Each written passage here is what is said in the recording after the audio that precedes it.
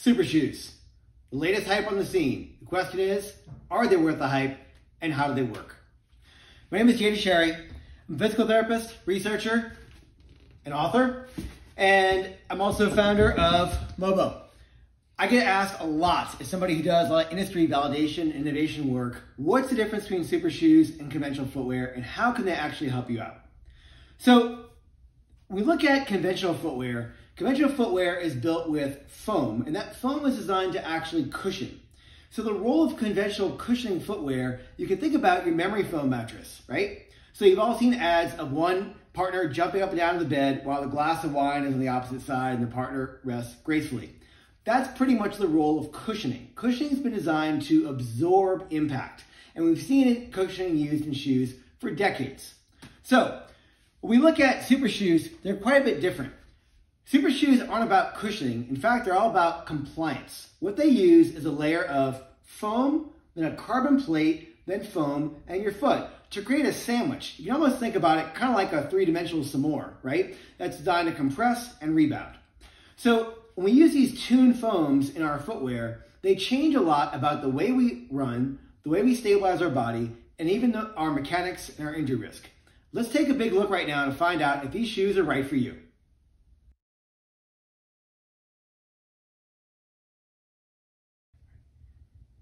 Here are the top 5 things you need to understand about super shoes. Number 1, we're going to dig a little bit deeper in the difference between cushioning, conventional shoes, and compliance, which is more what super shoes are in line with. To do this, we're going to take a journey back in time. Back in the 80s, there was a researcher at Harvard who designed a new novel track. Up until this time, all tracks have been pretty similar.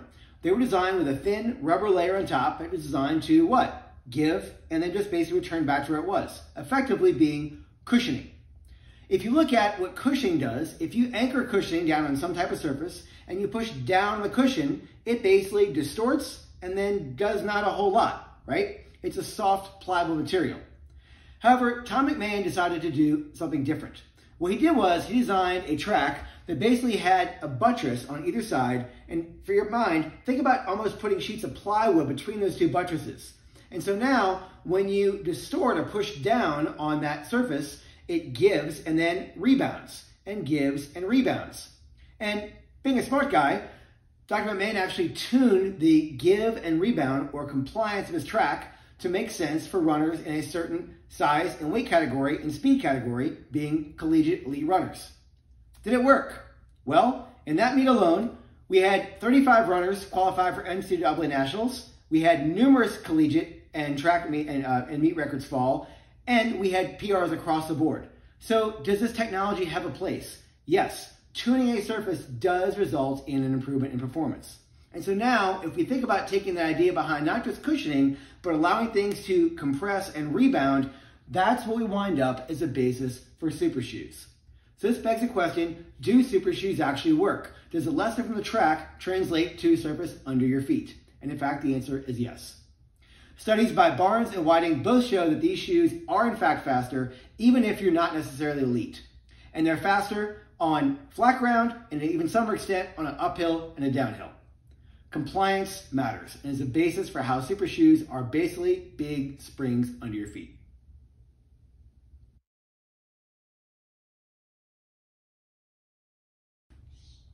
Point number 2, springs, stack height, and yeah, trampolines. So, one of the things you'll notice about super shoes is there's a lot of distance between your foot and the ground. And in that zone is all that foam and carbon plate. Now, this is different than what we call maximal footwear. Think about Hokas and some of the higher cushion ultras, which are still in the cushion category. Remember, those are designed to compress. That's it. These shoes are much different. What you're effectively doing is putting a little mini trampoline underfoot. And I want to talk about the difference between jumping on normal ground and what those trampolines do and how the height above the ground influences the amount of rebound you can actually get. So, when you think about jumping up and down, you basically are storing and releasing energy in your tendons. Tendons are big rubber bands that connect your muscles to your bones. So as I jump up and down, I am storing and releasing energy in my tendons to propel my body up and down, up and down, up and down. Now, you can see I'm jumping here a little bit. If I want to jump higher, I could probably use something else. I probably want to jump on a trampoline. So if you see me jump on the trampoline, that energy isn't just being stored and released in my tendons, but it's being stored and released in the trampoline surface itself. I've got springs across there, I've got flexible material underfoot, and that can distort really far and bounce me way back up again, right? So the distance I'm compressing that trampoline rebounds me back up again. And so that distance of depression and then rebound gives me more spring in my step, pardon the pun. Now, what happens if I actually say we should allow people to run in shoes that have an infinite amount of foam underneath? We have big springs underfoot, right? That's pretty obvious. Well, that's actually outlawed. World Athletics met back in 2021 and again in 2022 to establish criteria on how much foam we can actually put in these shoes to basically say how much compression and rebound can we allow the center mass to have each and every stride. What they did was they blocked this, right? So if you now look at me jump on the trampoline with something underneath, you can see I don't get as much height. Why? Because the trampoline is a spring and it can't distort and rebound as much as it could without that surface underfoot. So blocking it decreases elastic return. So what IAAF decided was they're going to actually limit the height of the foot above the ground to 40 millimeters.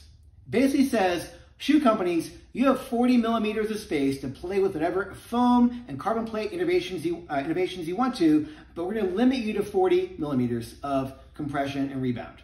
So what you've got is different companies using different technology to innovate the footwear space to try and give you more compression, more rebound. Bigger spring, bigger bounce. We have a limit on how big that bounce can be.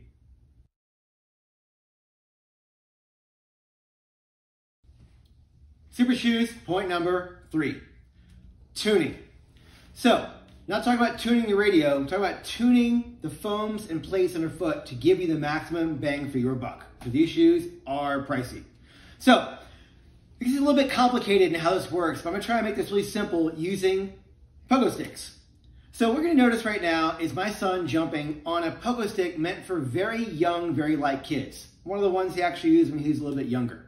As he's bouncing up and down, you'll notice he's not getting a whole lot of rebound because the spring is tuned for people who are pretty lightweight. Now, he's gonna switch pogo sticks and get a one tuned more for his weight, right? So if you notice as he bounces up and down, he gets a little bit more height per spring. So if you tune the spring to the mass, you get better effect. Now, we can take this one step further. He's gonna jump on my pogo stick. Yes, I have an adult pogo stick, just tuned for the weight of an adult. And you notice he jumps up and down, it doesn't really compress a whole lot. He doesn't weigh enough to get compression and therefore doesn't weigh enough to get good rebound. So, while these aren't pogo sticks, essentially the foam, the plate, the foam, all make a what? Displacement and rebound spring underfoot. So, what we're talking about is tuning the amount of compression and rebound in all this material underneath to match your body weight, leg length, stride length, running speed, and the impulse or how fast you generate force to basically find a way to tune that spring to all those criteria to get you to run well. Engineers of the shoe companies use these fancy regression equations to try and maximize the compression and rebound of the materials.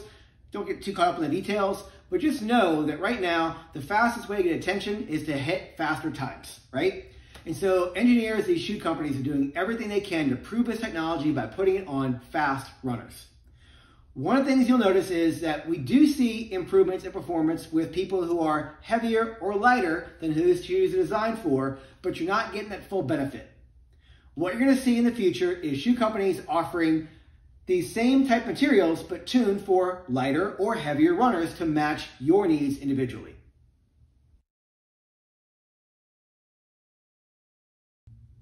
Super shoes, point number 4. Springs don't have feelings, and they certainly don't care about the way, or more specifically, the direction in which we load them. So, while we're running forward, and our center mass is moving up and down. Now, while our center mass moves up and down, and we run forward, our body actually has a whole lot of twisting. We twist upper body and lower body, pelvis on hips, lower leg on foot and ankle, right? So we have a lot of twisting forces happening through our body. And so one of the things we have to think about is how the direction we come in to load that spring and release energy in the spring affects our running gait. So if you think about jumping straight up and down a pogo stick all that energy is stored vertically and released vertically. However, if you come in a little off axis, you get bucked sideways, just like we see in this example, the pogo stick. And I'm here to tell you that if you run with fairly good form and have good control of your body parts, you can run pretty well in a more unstable environment like this wobbly, unstable spring. However, if you show up with imbalances, these shoes will magnify imbalances. The reason why is if you come a little more off axis, it's going to push you back off in that other axis as well. So better stability means you'll get better longevity and durability when using a pair of super shoes. Super shoes, point number 5. How do these shoes impact running performance, biomechanics, and injury risk? With every reward, we have to be aware of the risk. These shoes are more efficient. They will improve your propulsive economy. But then we have to look at is what do they do to your biomechanics? Unless you've been under a rock, you've probably heard a lot of focus in the past 10 years of running research has been focused around the idea behind increasing your cadence or increasing your turnover. The idea behind this is we take shorter, quicker strides, which puts our contact point, our foot, closer to our body at contact, which has a big effect to unload a lot of the stress that we see in our joints.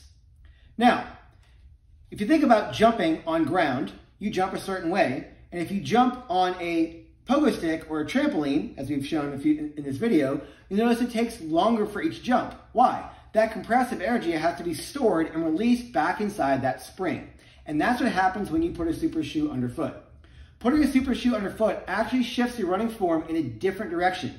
Instead of actually helping you by increasing your turnover and spending less time on ground, these shoes actually slow down your cadence and increase time on ground. They have a number of changes in the way we propel our body. So if you're somebody who's trying to transition to a faster cadence and contact closer to center of mass, it's going to be more challenging in a shoe that's basically pushing you in a different direction. That's big picture. When we look at stresses inside each individual joint, some studies by Hogemer and also Hébert-Lozier have shown that we see changes in distribution of where those stresses go. Instead of seeing all that energy stored and released in our tendons, we have a lot of energy stored and released in the midsole itself, right? This results in differences in high ground action forces and changes in our sagittal plane ankle propulsion mechanics, right? The way we push off forward. So, can we say they cause injury? We can't, but they're definitely changing your running form for sure. Now, one caveat I'll say, I personally have had 2 of my athletes who missed Olympic slots due to super shoes. Not calling out one brand, but what happened was their sponsor said, hey, we have this new technology, why don't you give it a try? They had a certain amount of volume and training intensity and shifted right in that shoe before key races, i.e. Olympic trials. Both got hurt and both missed trials. So I'm going to urge all of you, tissues adapt, but you need to give them time. Running a super shoe is a very different environment, and we see form changes compared to traditional shoes that you're in.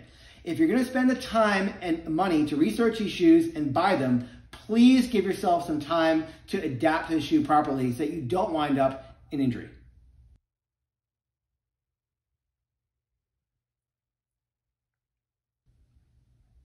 I hope the information in this video was helpful for you to think objectively about what super shoes do and how they might affect you as an individual runner. One of the things you'll notice is I kept using the word spring over and over again. And you'll notice the running industry doesn't really use the word spring. And the reason why is you actually cannot put springs, as we think about conventional springs, inside of shoes. It's illegal, right? So the reality is the combination of the ground, a layer of foam, a carbon plate, a layer of foam, and your foot forms a what? Energy absorbing and releasing device. You're storing and releasing energy. That is a spring. It may not look like this, right? We think about our conventional spring, but it's functioning as a spring. So understand the reality. You're smarter than this. Springs is what make a difference in super shoes. One other thing to clarify, a lot of what the shoe companies do claim is that it's the rocker effect or the lever effect of the shoe propelling you forward. Certainly, there's a lot of toe spring or curvature up towards the front of the shoe on a super shoe. But there's also a lot of toe spring or upward curvature on conventional cushion footwear as well. So it's not just the toe spring, right? Obviously, there's some interplay of the toe spring or that lever effect with the storage, right? But understand, if you don't store and release that energy, you can't propel you faster.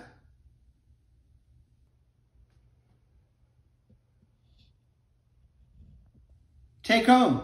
If you're a runner, what should you go buy? Well, for most of us, the majority of our miles should be run in still a traditional type of trainer. Why? They're more stable, and again, they cost a lot less. But the reality is, if you're showing up at a key race, pretty much everybody in Elite Wave, and most of the people in non-Elite Wave with the means, are going to be showing up in a Super Shoe.